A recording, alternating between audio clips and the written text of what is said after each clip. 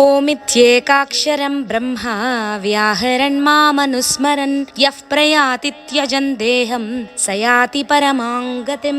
ఓం ఇది ఏకాక్షరం బ్రహ్మ అంటే ఓం అనే ఒక అక్షరం బ్రహ్మస్వరూపం. ఈ ఓంకారానికి అకారం లేదు, అది శబ్దం, అదే బ్రహ్మం. కాబట్టి ఓంకారమే శబ్ద బ్రహ్మం. సగుణోపాసనలో ఏకాగ్రత లక్ష్యం కుదరడానికి మనం ఏదో ఒక మూర్తిని ఎదురుగా పెట్టుకుని ఉపాసిస్తాం. ఏ దేవతను ఏ దేవుని విగ్రహ రూపంలో పూజించినా ఆ విగ్రహాలన్నీ రాతితో చేయబడ్డవి. వాటికి మూలం ఏ ఆకారం లేని రాయి అని గ్రహించారు కొందరు. అందరిలో పరమాత్మ ఆత్మస్వరూపుడుగా ఉన్నట్టే ఎన్ని ఆభరణాలు ఉన్నా అందులో ఉండే పదార్థం బంగారమే అన్న విషయాన్ని అర్థం చేసుకున్నాం. కాబట్టి శిలను ఏదో ఒక ఆకారంలో మలిచి పూజించే కన్నా ఏ ఆకారం లేని శిలను పూజించడం మంచిదని తలవడం వలన సాలగ్రామ పూజ శివలింగం ఆవిర్భవించాయి. శివ అంటే ఆనంద స్వరూపం, లింగం అంటే గుర్తు, ఆనందానికి గుర్తు.